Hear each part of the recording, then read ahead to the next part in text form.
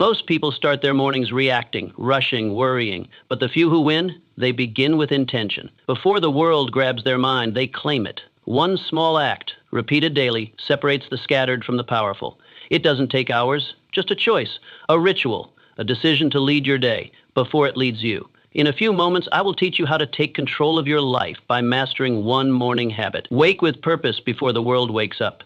Before the birds stir, before the sun rises, before the world has its say, you must rise. Not to rush, not to scramble, but to own your moment. Most people open their eyes with no plan. They wait for the day to happen to them. But you're not most people. The moment you wake, you are at a crossroads. You can drift into another ordinary day, or you can command the day like a general stepping into battle. But here's the truth. If you wake without a mission, you surrender your power before you've even stood up. What does this mission look like? It's not loud, it's not grand, it's silent, internal. It starts by asking, what am I here to do today? Not what must I do, but what do I choose to build? Take 5 minutes, sit up in bed. Don't move until you've spoken purpose into your day.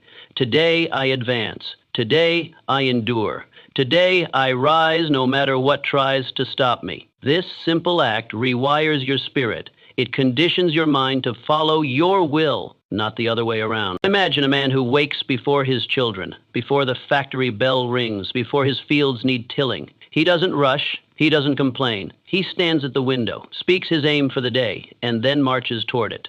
Will you wake and wonder what the day holds, or will you wake and tell the day what it will be?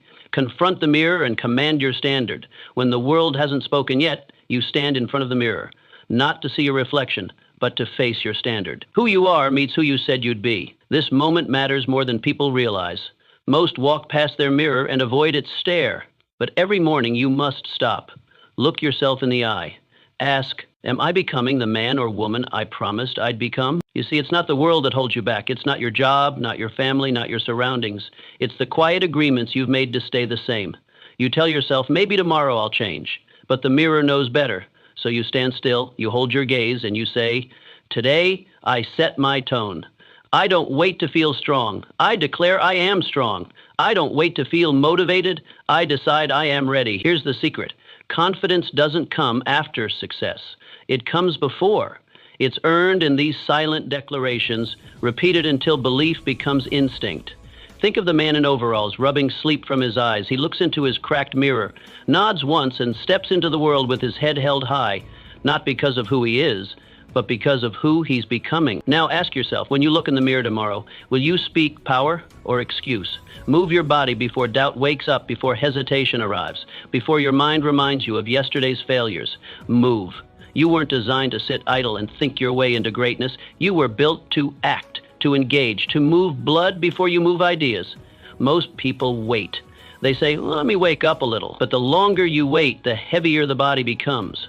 And with it, your courage, your discipline, your clarity. The moment you put your body into motion, you remind yourself, you are not helpless. You are not stuck. You are not some fragile thing that needs to be careful. You are capable. You are alive. And movement is proof. It doesn't need to be a grand display. Stretch, walk. You're not building muscle. You're building certainty. You're telling your spirit, I go when it's hard. I go when I don't want to. I go. Imagine a man on a cold wooden floor, shivering as dawn breaks. He doesn't wait for comfort. He drops to the ground and starts counting. Not just reps, but reasons to rise.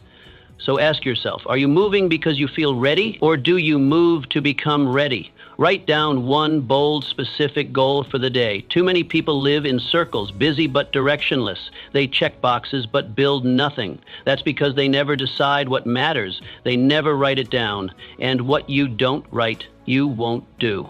Each morning, write down one bold, specific goal. Not 10, not 5, one. One action that, if completed, would move your life forward. Why one? Because one done task outweighs 100 intentions. Because when everything matters, nothing does. This goal isn't about ease, it's about progress. It might be writing 3 pages, making a hard call, solving one nagging problem, whatever it is. It should matter. It should stretch you. And you should write it in ink, not just in thought. Imagine a craftsman pulling out a single piece of wood each morning, placing it on the bench and saying, this is today's work. He doesn't think about tomorrow's chair. He focuses on shaping today's cut. That's what builds mastery. So grab your notebook or tear a page from yesterday. Write your aim, then stare at it until it feels like a vow. The question is, will you let the day dictate your direction, or will you choose where to strike first? Speak gratitude before you speak complaint. Every morning you step into the arena of life, and the very first words you choose, before the world hears them, become the drumbeat of your day. Most people open their eyes with a sigh, a groan, a complaint, too early, too tired, too much. And just like that, they hand their energy to defeat before the day has even begun. They speak weakness, and weakness becomes their identity. But you are not average. You were not made to live on your knees. You were made to rise with purpose, with force, with direction. The secret is this: your words are not just sounds. They are seeds. What you plant first thing in the morning grows. And most people are planting weeds. They let the discomfort of the hour set the tone. They forget the mind is a battlefield and every complaint is a surrender. But power comes when you do the opposite, when you speak gratitude before complaint, strength before struggle, vision before fear. This is not about being soft or blindly optimistic. It's about discipline, precision, intensity. You don't say, "I'm thankful for life," and move on. You say, "I'm thankful my lungs are strong enough to breathe. I'm thankful my scars didn't break me. I'm thankful that even if I've failed 1,000 times, I woke up with one more chance to fight." These are not affirmations, they are declarations. Weapons forged in silence. Power spoken into motion. Picture a man waking in darkness.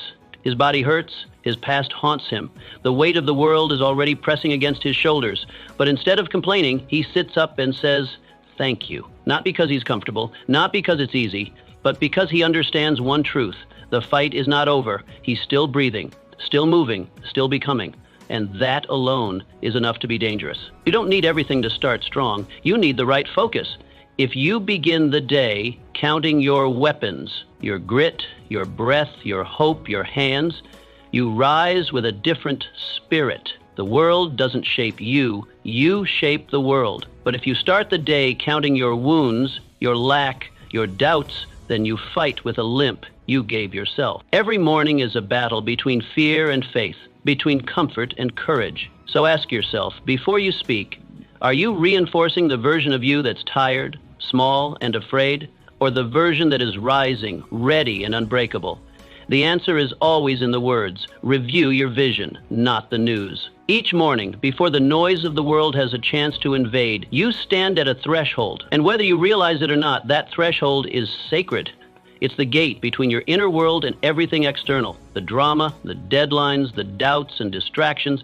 If you leave that gate unguarded, chaos walks in without knocking. The first message you allow to enter your mind becomes the seed from which your entire day grows. And for most people, that seed is sour. They wake up and reach for a newspaper. They absorb headlines soaked in fear, complaints dressed as conversation, or digital noise screaming urgency over clarity. The moment they consume that first negative input, they surrender their agency. They are no longer leading the mind. They are being led by someone else's fears, someone else's focus, someone else's noise. But you were not built to be an echo. You were built to create, to lead, to architect something greater. And architects do not begin a day by reacting. They begin by consulting the blueprint. That blueprint is your vision, the picture of the life you are building brick by brick. If you do not see that blueprint first thing in the morning, you will forget why the struggle matters. You will lose clarity on what you are building. And worst of all, you'll spend the day constructing someone else's project while your own foundation crumbles quietly beneath you. You must make it a ritual. Before the world intrudes, take 3 minutes. Sit in silence. Let the mind settle like dust after a storm. Pick up your vision, not as a distant dream, but as a present instruction. Read the goals you've written, not passively, but with belief. Speak one line aloud, a line that lifts you, that sharpens you, that reminds you of the reason behind every discipline you carry. Maybe it's, "I am a builder of strength," or "I command my fate," or "I move toward wealth with discipline." These are not affirmations. They are declarations, weapons, shields. They are how you armor your mind before battle. Picture a man sitting in a dim kitchen. The morning is cold, but he doesn't complain. He opens a worn notebook, the same one he's filled with hopes, plans, and truths. He reads his dream again, not because he's unsure, but because repetition turns belief into reality. He steps into the day not with noise but with direction. So ask yourself, what enters your mind first, your purpose or someone else's panic? Eliminate one excuse you made yesterday. There is a subtle force that eats away at greatness, not with fire, not with fury, but with quiet permission. It is the habit of making peace with excuses. It disguises itself in soft language. I was too tired. I didn't feel like it. It wasn't the right time. These phrases seem harmless, almost reasonable, but they are not. They are the first cracks in the dam, the quiet surrender of your power. And the moment you allow even one to pass without confrontation, you've begun to train your mind that it's acceptable to retreat when pressure arrives. Excuses are not just delays. They are lies in disguise. They are masks for comfort dressed up as reasons. And here's the truth. The more often you allow them to slide, the deeper they burrow into your identity. You tell yourself, I couldn't help it enough times. And soon you begin to believe you're the kind of person who can't follow through, the kind of person who always falls short. And that is a dangerous shift, because once a weakness becomes part of your self-concept, it controls you. You stop trying to overcome it and start defending it. But that is not your path. You are not here to defend weakness. You are here to defeat it. And that requires a daily practice not of motivation, but of inspection. Each morning you must turn on the light, go back to the previous day. Expose one excuse that you gave yourself. Don't ignore it. Don't sugarcoat it. Write it down. Look it in the eye. I didn't finish because I was distracted. I skipped the hard task because it felt overwhelming. I wasted time talking about the goal instead of working on it. Then ask yourself the hard question. Is this who I am? Or is this who I've allowed myself to become? That question alone draws a line in the sand, and once it's drawn, you get to choose which side you stand on. Will you let that excuse stand as truth? Or will you destroy it and replace it with power? Now take the next step. Turn that awareness into a vow, not a wish, a vow. Wishes float, vows root. They bind you to action. Declare it clearly and simply. Today I will work uninterrupted for 2 hours. Today I complete the task before I speak of tiredness. Today I finish what I start, no matter how I feel. These are not empty promises. These are weapons, forged in self-respect, swung in daily battle. This single habit of confronting and eliminating one excuse per day is like a craftsman who sharpens his blade each morning before he strikes. He doesn't ask if the blade is dull, he assumes it is, because use causes wear. He sharpens anyway, because a dull edge left unchecked becomes useless. So it is with the mind. Now picture this. A man sits quietly at a table. Before him lies a list of things left undone, calls unmade, pages half written, promises delayed. He takes a pen, circles one item, and says aloud, "No more excuses." He doesn't wait for inspiration. He doesn't negotiate. He simply chooses to finish what weakness once interrupted. That one act changes the tone of his entire day. So the question is not whether you have excuses. You do. We all do. The question is what you'll tolerate today. Will you let excuses run the show, or will you rise above them, one by one, until they no longer define you? Because each time you destroy an excuse, you elevate your life. Set a standard for your energy. How you show up matters more than where you show up. That simple truth separates the powerful from the passive, the builders from the drifters. The world loves to talk about location, what city you live in, what room you walk into, what company you work for. But the real secret? Success is not rooted in location. It's rooted in presence. It's not where you are. It's who you are when you arrive. You don't command a room by standing in it. You command a room by owning how you enter it. And that command doesn't start at the door. It begins long before. It starts the moment you rise. The moment your eyes open, the game begins. Most people move like leftovers, tired, reactive, resigned. They slump from bed to routine without a trace of intention. They let the day pull them instead of deciding to pull the day. But you must be different. You must move before you're moved. Because energy doesn't appear by accident. It's generated. It's cultivated. It's chosen. You cannot expect to bring presence to a meeting if you have not brought power to your morning. And that power is built in small, invisible choices. Do you lie there waiting for motivation? Or do you swing your feet off the bed and decide to move with strength? Do you walk slowly, half awake, dragging through the day's beginning? Or do you breathe with control, straighten your spine, and step with purpose? You are training yourself moment by moment. and every motion either adds to your intensity or subtracts from it. Energy is not just about feeling good. It's not about hype. It's about presence, clarity, direction. It's a discipline, and just like any muscle, it must be trained. Strength doesn't appear from comfort. It comes from consistent, deliberate demand. You don't wait to feel confident. You act with confidence until it grows. You don't wait to be ready. You prepare yourself until readiness is who you are. If you don't consciously cultivate this energy, the world will cultivate it for you. And the world's default setting is fatigue, distraction, scattered thought, empty movement. If you allow that to seep in, you'll start your day behind, and every room you walk into will feel heavier than it should. But if you choose your energy deliberately, if you stand tall even when no one sees, if you speak with intention even when it's just to yourself, if you move with control even through routine, then you walk into rooms differently. You carry yourself like someone who knows why they're there, and that presence is unmistakable. Picture a man walking into a small, ordinary shop. His clothes are plain, his steps are quiet. But when he enters, heads turn, not because he demands attention, but because he doesn't. His posture is precise, his breath steady, his eyes clear, and the room reacts, not to his words, but to his energy. It's calm but strong, silent but sharp. He radiates direction, not noise. Why? Because he trained it. He decided it. He didn't wait for the world to offer energy. He brought it. That's the kind of presence that shifts outcomes. And it starts long before the moment of performance. It starts in solitude. It starts in your room, in your hallway, in your mirror. It starts in the discipline of choosing how you move, how you stand, how you breathe. Even when no one's watching, ask yourself, do you drift into your day with whatever feeling shows up first, or do you command it?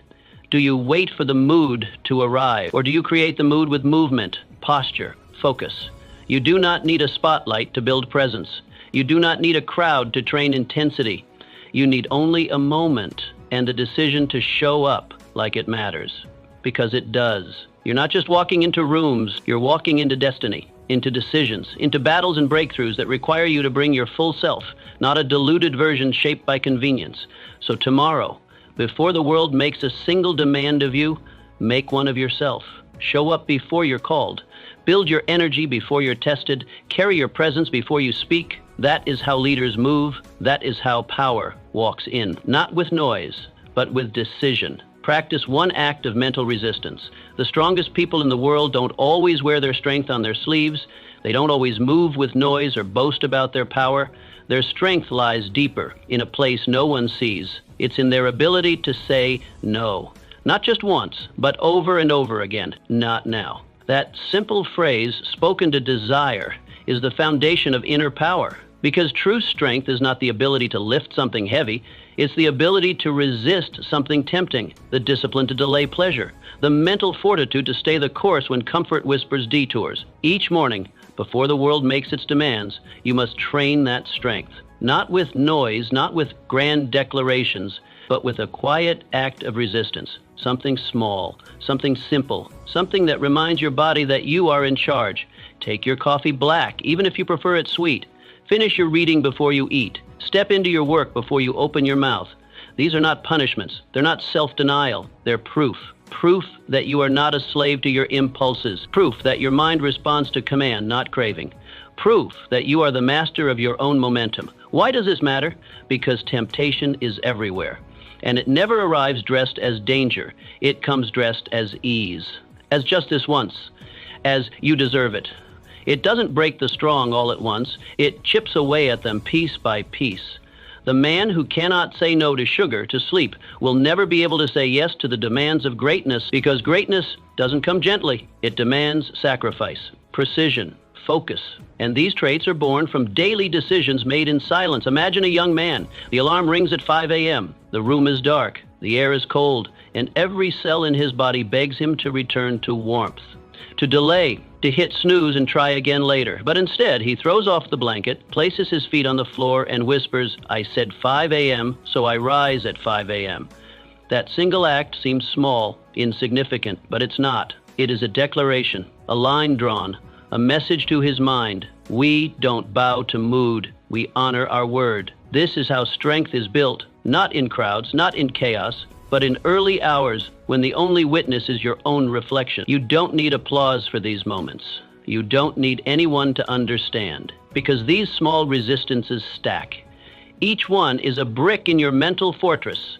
And one day, when a real storm comes, when temptation doesn't feel like sugar but feels like betrayal, failure, distraction, collapse, you will be ready. Not because you trained in battle, but because you trained before the battle. You don't win your life by reacting to everything that arrives. You win it by deciding who you are before the test comes.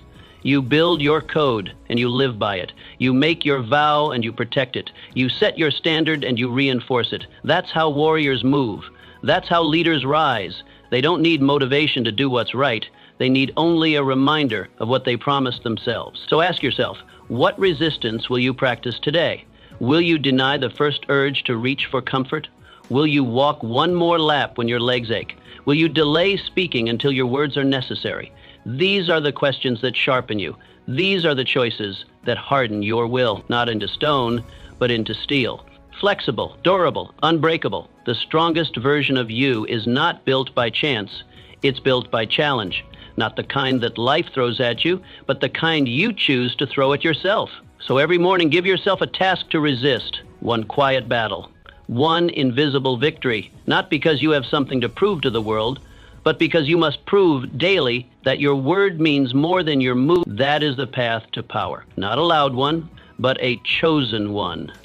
Speak one sentence that embodies your identity. Every day you become a little more of what you speak, not in theory, not in metaphor, but in fact. Words are not just sounds floating into space, they're seeds, and the mouth is the soil. What you say takes root. It creates momentum. It becomes the track. Your thoughts, actions, and outcomes will follow.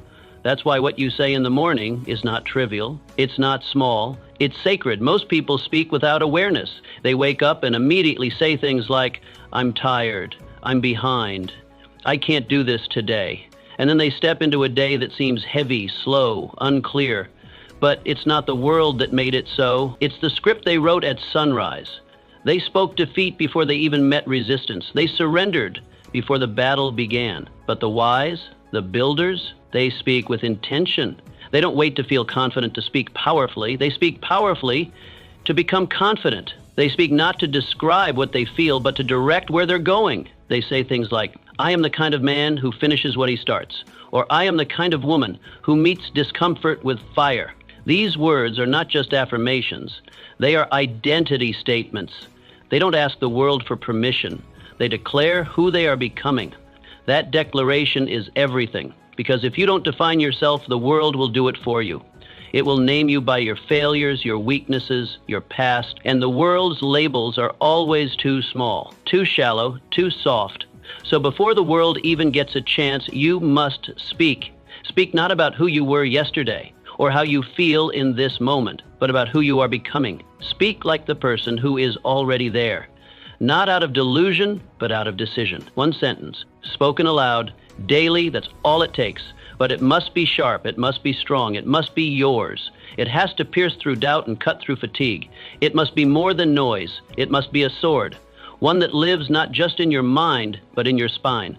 Something you can reach for when the day pushes back. Something you can lean on when you feel the old habits creeping in. This is not about pretending you're never tired or never overwhelmed. It's about choosing what truth you want to magnify. You can tell yourself you're stuck, or you can tell yourself you're learning.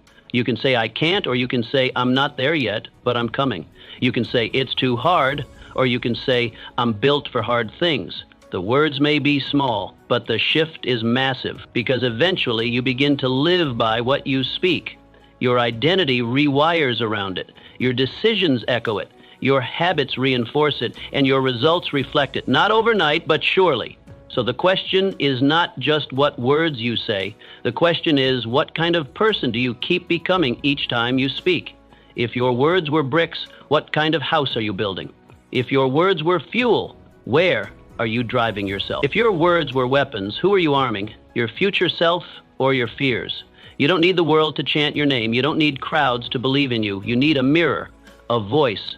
and a sentence that refuses to break no matter how hard the day becomes. Choose it wisely. Speak it clearly. Repeat it until your actions catch up. And never forget, you are always becoming. So make sure you're becoming stronger every time you speak. Choose what you will endure today. Every day greets you with challenges, and the world makes no promises of ease. The winds of difficulty blow whether you like it or not.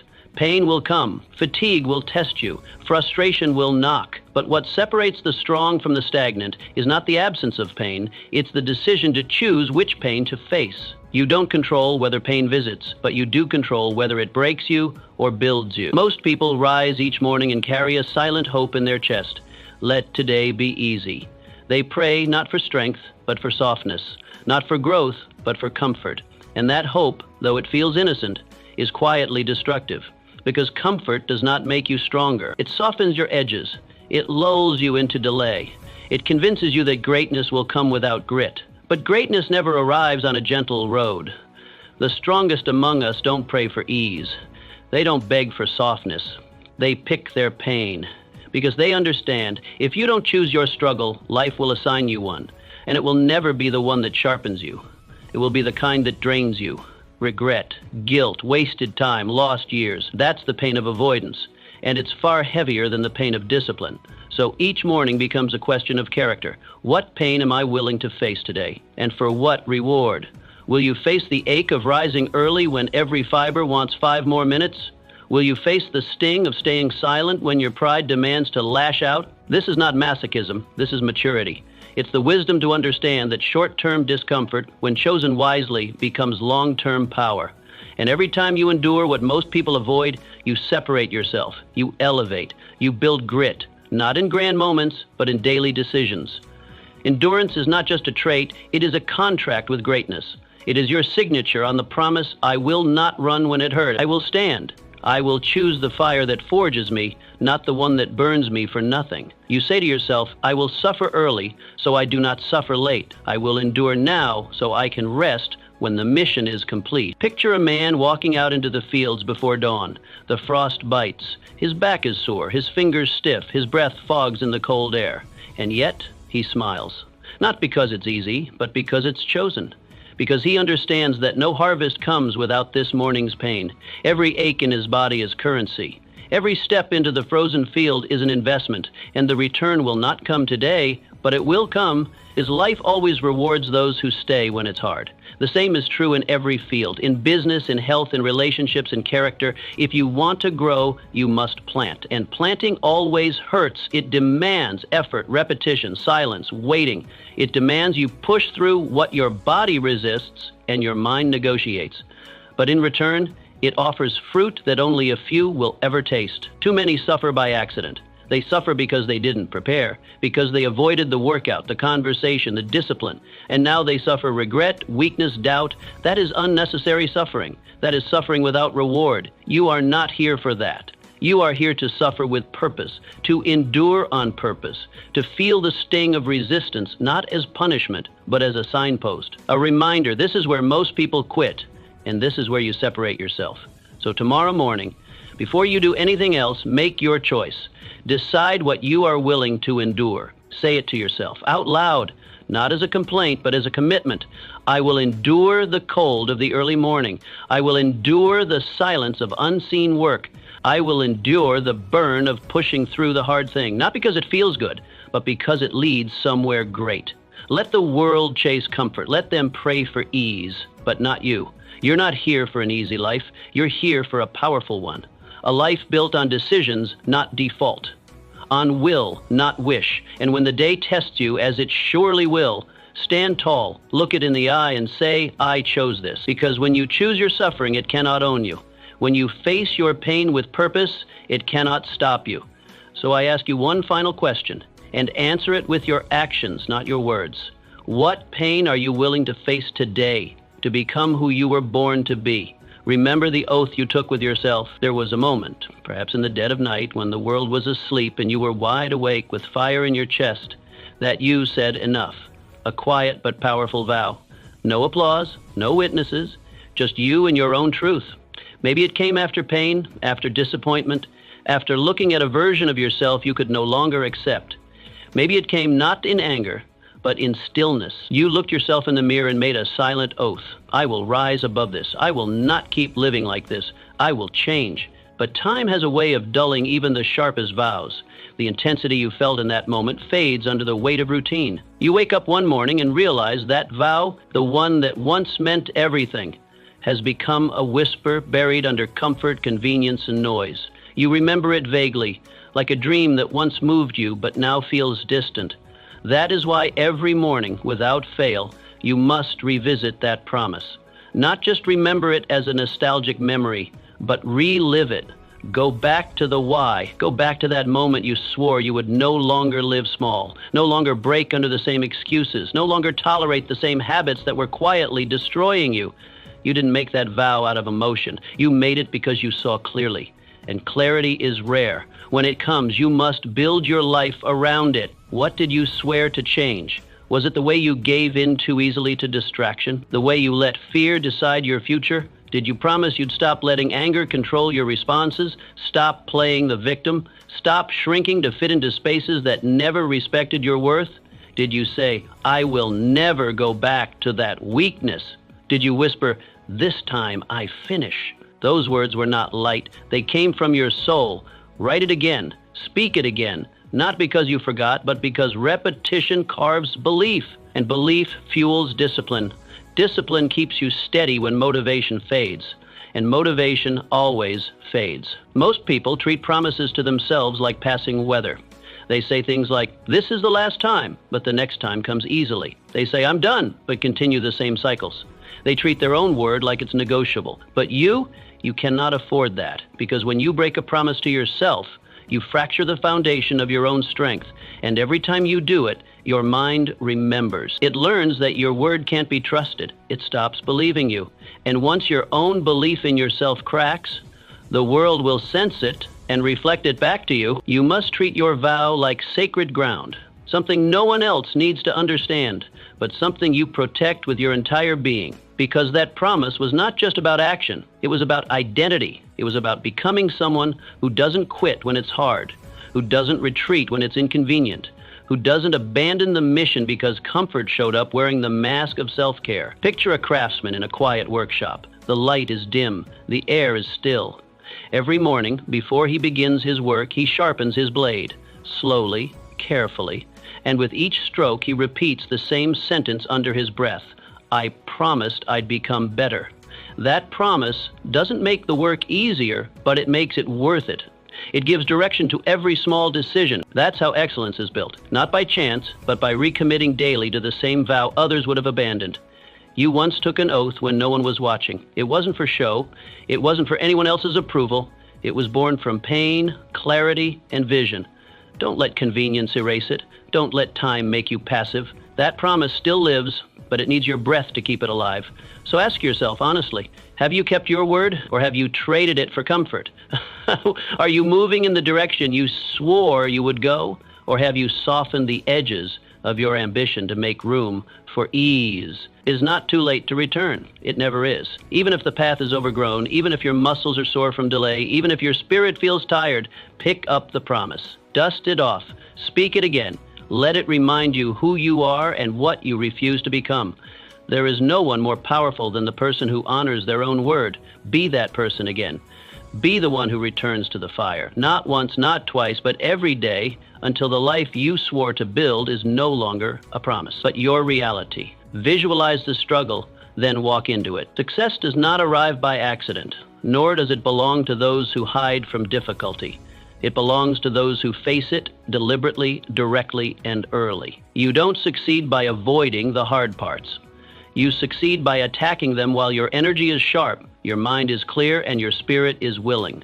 That window is brief. Most miss it. They wake with intention, but trade it for distraction. And by the time they return to the task that matters, their will has thinned and their strength has scattered. That is the quiet theft of delay. The most common mistake is to believe that avoiding the hard things somehow makes the day easier. It doesn't. It simply pushes the weight further into your shoulders.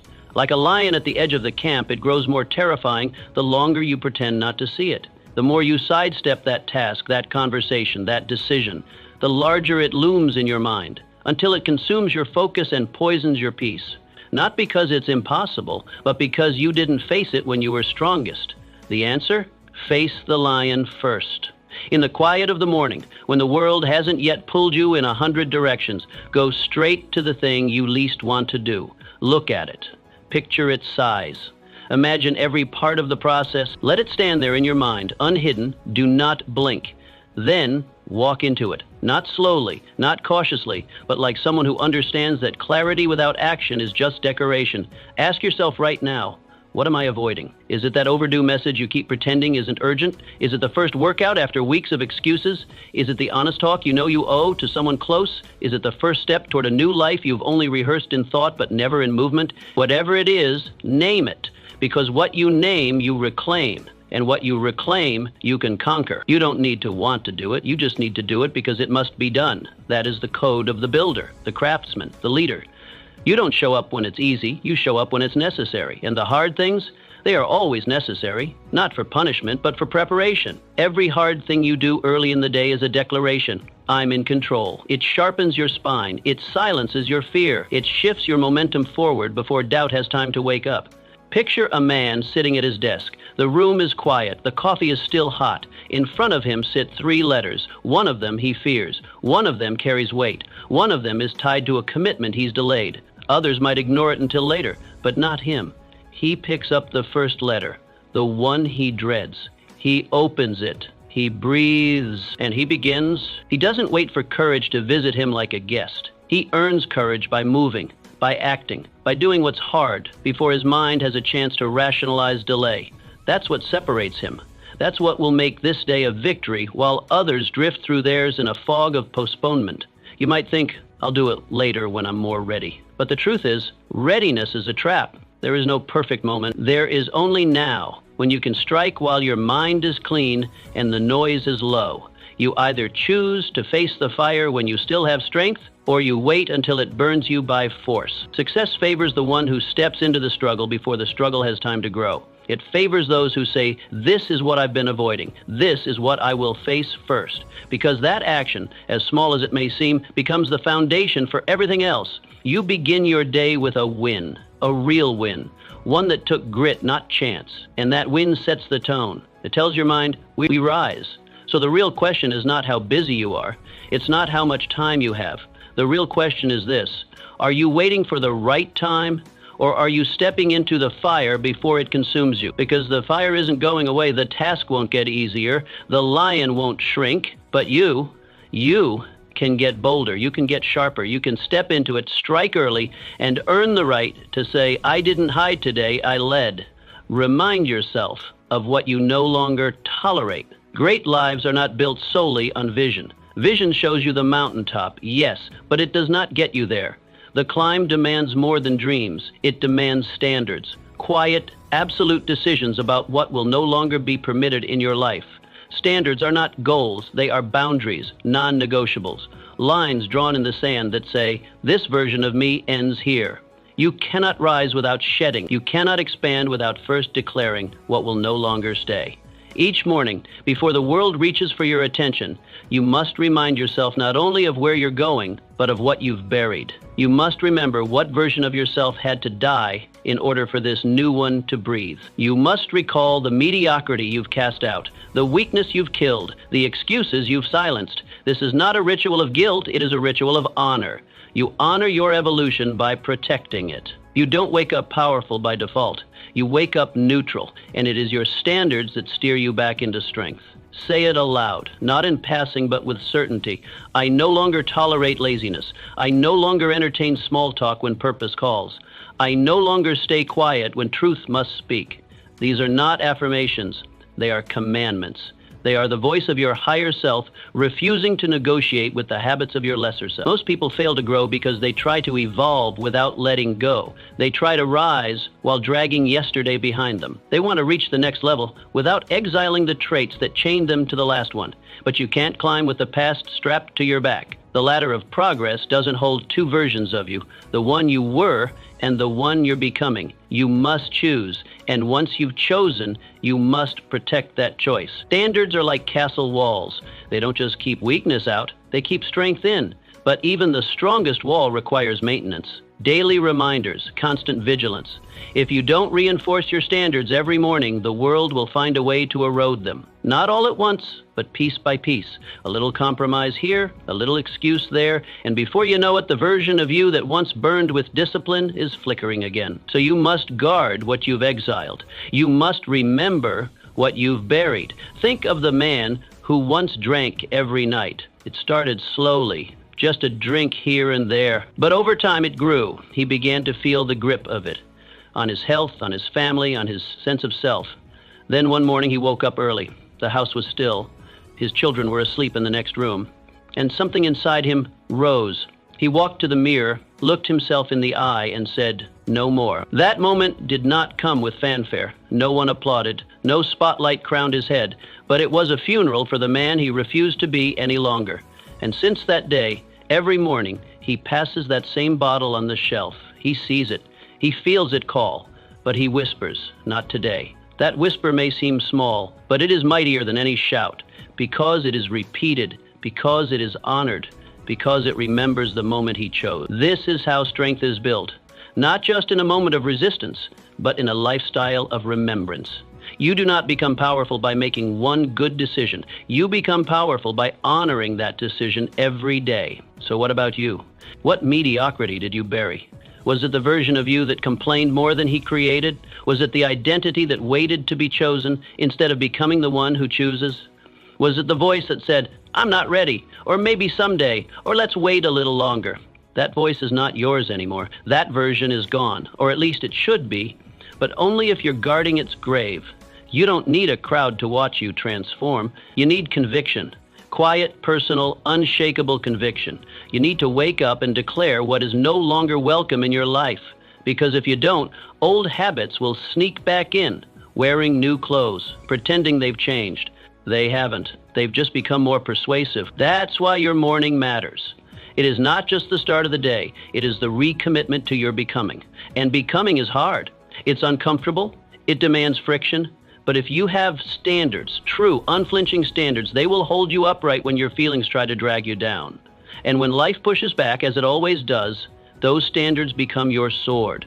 You fight not to prove anything to the world, but to stay loyal to the version of you that made the oath. You remember, I once promised myself I would never go back. That promise is sacred. And sacred things are never treated casually. So ask yourself now, with brutal honesty, what did you bury yesterday? What version of yourself did you leave behind because it was no longer worthy of the life you're building? And more importantly, are you guarding its grave? Or are you quietly letting it rise again? The world will test your boundaries, but your standards will decide your destiny. Don't just set them. Defend them every single day. View the day before it begins. The greatest generals win battles before they're fought, not through brute strength or last-minute strategy, but through preparation. The greatest minds don't react when the storm arrives. They've already built the shelter before the clouds appeared. This is the mindset of those who rise above chaos. This is how you must live, not by guessing, not by hoping, but by rehearsing. Before the day begins, before the world demands your focus, before pressure knocks, you must run through your day in your mind and master it before it starts. This is not worry. This is not fear disguised as planning. This is readiness. Worry asks, what if something goes wrong? Readiness declares, if something goes wrong, I'll be ready. The two could not be further apart. One drains your energy before the challenge even arrives. The other sharpens your focus so that when it does arrive, you respond, not with panic, but with purpose. Every morning, walk through your day like a commander, surveying the battlefield, not to dread the fight, but to know the terrain. Picture every hour. See where your time is going. Spot the moments where resistance will rise. Will it be during the cold morning when you're tempted to stay in bed 10 minutes longer? Will it be in the afternoon when your energy dips and your mind wanders toward distraction? Will it be in a conversation that always tests your patience or a task that feels heavier than it is? Don't pretend these cracks don't exist. Anticipate them. Strengthen them. Most people walk into their day blind. They wake up, move on autopilot, and let the hours unfold however they may. Then they're surprised when emotions hijack their decisions. They're shocked when distractions win. But you are not most people. The prepared are never surprised. They do not flinch when stress arrives because they've already met it in their mind. They've already spoken to their weakness.